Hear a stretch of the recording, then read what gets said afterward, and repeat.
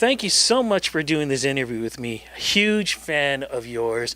When it comes to music and like you're the author of all this stuff. How does it feel being in this business, being able to talk about things on the other side of that field where a lot of people don't get involved with because we've been doing this for a long time. But to be on that other side, I think it's something special. Well, it is very special. I mean, you've got to, it involves a different part of the brain, to be sure, to be answering questions on the spot rather than thinking up, the questions.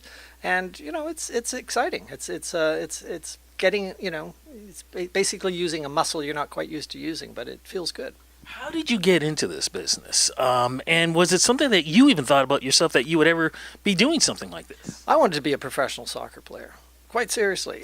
Really? I had that was my initial dream. Then I actually wanted to be a musician. But my teachers at school were always insisting, Nick, you can write. You should be pursuing writing.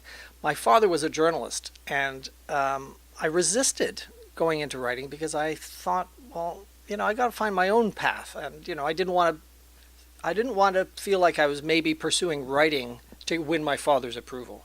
But anyway, so I tried music, and I realized I could be a very good imitator, covering Dylan songs, McLaughlin songs. I could play a guitar and sing, but I couldn't find the knack for writing songs. So I decided I was going to leave music, but I was going to stay with music by becoming a journalist specializing in music. After all these years, and we're going to be talking about this book in a moment, what would you say are some of your favorite interviews? Throw out some names, please. Oh, Paul McCartney for sure would be high up on the list. David Bowie. I think interviewing Shania Twain in the back seat of a sports car was kind of wild. On the way to the airport, she was squeezing me in because she ran late on her TV interviews that day. I don't know. There's so many. I was a huge fan in the 70s of a lot of singer-songwriters like Gordon Lightfoot, but John Prine, Steve Goodman, those kinds of artists were some of the first ones that I wrote about. Those have remained special for me. Which is probably why you got the chance to write this book about Gordon Lightfoot. You two have had a long relationship, haven't you? Well, I mean, we crossed paths because I was working at the Riverboat Coffee House while going to university, and that was my part-time job. I was pulling cappuccinos and washing dishes in the Riverboat Coffee House in Yorkville. Bernie Fiedler, the owner, was very close with Gordon Lightfoot, had put him on the stage at the Riverboat, but at that point was putting annual shows on at Massey Hall, something he still does to this day with Gordon Lightfoot. And so I through my association with Bernie and the Riverboat, I wound up sort of working the backstage, as it were, the hospitality for the Massey Hall shows. So again, my paths crossed with Gordon Lightfoot. And then when I became a professional full-time journalist, I started reviewing his music, and my very first book was about the Yorkville scene, the Toronto scene in the 60s. And I interviewed Gordon for that, and I think he liked what I did, and so our association just deepened then. Is that why, and people should realize this, when somebody does something like this, it's not like, it's like, hey, go ahead, write a book about me. There has to be that word trust in this. That person has to trust you to write about their life. I think that's very, very true. Gordon Lightfoot is a very private man, always has been. He's resisted having a book done on him. I think there's been quite a few approaches made to him by would-be biographers, and I was really just the lucky guy. I mean, the time was right. I think he was in a more reflective mood. His current wife, Kim, his wife encouraged him. I think she's told him that his legacy deserves this kind of treatment. And I certainly said to him, Gordon, all your contemporaries, all your friends have multiple biographies on them. You deserve to have a proper one done. And I think that combined with the trust he felt in me, that's what led to this book. How did this, you explained about how this all came about in Gordon doing this book. Because he's had such a legacy, what were the things that you had to think about that you really thought would reflect well in this book about his life? Well, I knew that his recording career, his songs had been pretty well covered. He is, I think, the at the very top of singer-songwriters in the world, not just Canada. And there'd been a lot of attention paid to his work. So I felt the challenge for me was to balance the personal side of Gordon Lightfoot with the professional, and to try and illuminate a little bit some of the stories behind where these songs came from, what he was going through at the time. He was a man on a mission. I mean, he had been since he very first decided he was going to become a musician, and he was touring North America. He was touring Europe. He was going as far away as Australia. He was really at the top of the game in the 70s. A massive international star. So all of those journeys, all of those trips he took, all of the growing pressures on him, with his fame and his celebrity, they started to take their toll. And by Gordon's own admission, he was very candid with me. He's very proud of the fact that he quit drinking in 1982. But leading up to that point, he was a serious problematic drinker. And that was a byproduct of life on the road.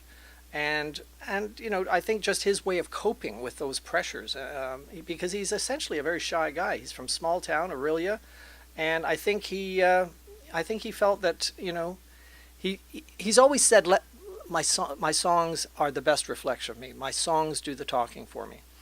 So I had to convince him that now is the time to talk a little bit more about yourself and the stories behind the songs, what you were going through. And so he was very open about the challenges he's faced, some of what he sees as failings in his life, such as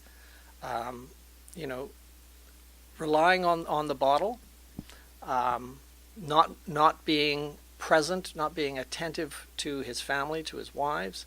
Like any rock star, which he was a massive star, and for at least 20 years he was one of the biggest in the world. He did have affairs, and so I had to get him to open up about some of that stuff, because that's tough for someone who's private as that. But the deeper I got into it with him, the more I realized that everything that he's gone through in his life is reflected in his songs. And the more he opened up to me, the more I realized how much they go hand in hand, his personal experiences and the content of his songs, because he's written so many songs about love in all its many forms. Songs of regret, songs of loneliness, songs of that really speak to his guilt that he felt about some of his lifestyle choices, his indiscretions, if you like. And my admiration for him really grew through the interview process, because I realized that this is a man who's really coming to terms with all sides of his story. And I think there's one thing you can say about Gordon Lightfoot, is that he doesn't have a phony bone in his body. And I think his songs are as true a reflection of him as you get from any poet or any singer-songwriter.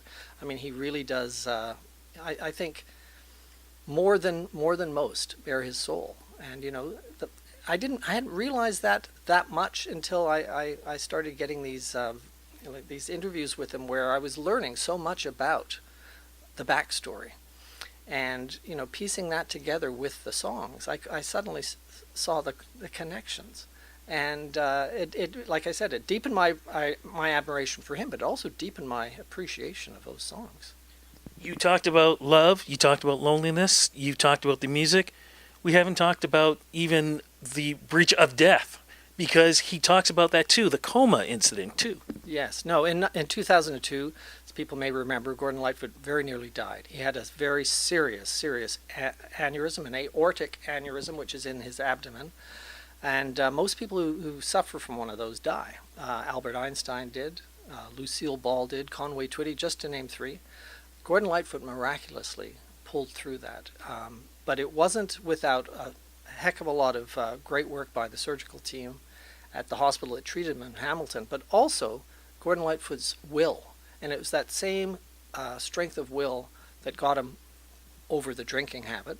It's also the same strength of will that enabled him to recover from that near-death experience to the point where he was singing and performing again 2 years later. And I do think that brush with death put him in a more reflective mood. I think he realized that he dodged a bullet. It's maybe one of the kinds of expressions he would use to describe it, and that he was being given a second chance. And so that may have also contributed to his willingness to, at this point, sort of look back and reflect on his life more openly. What do you hope, and what do you think Gordon hopes that people will learn about him in reading these books? I've had the honor of interviewing him many times. I've been invited to his concerts, to his home. So I have a different reflection a bit, and just the same as you with him. But for folks who have been fans for years, who have only really met him on stage, what do you hope that they get from this book? And so also, what do you think Gordon does? Well, there's an expression, still waters run deep. I mean, he's a very quiet man, really. Like I say, very humble, very reserved. He doesn't like to toot his own horn. In fact, in some ways, he doesn't even get why people make such a big deal about him. I mean, he's really, and that's genuine. It's not false modesty.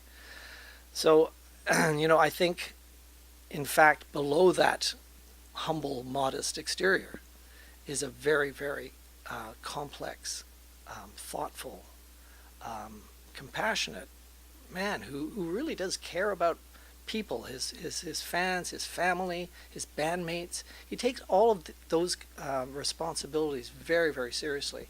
And I think if people learn one thing from reading this book, they'll come to realize that beneath the folky troubadour exterior lies a very complex, fascinating character.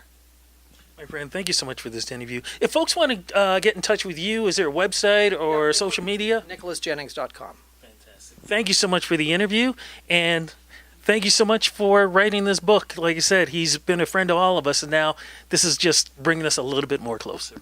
Thanks very much.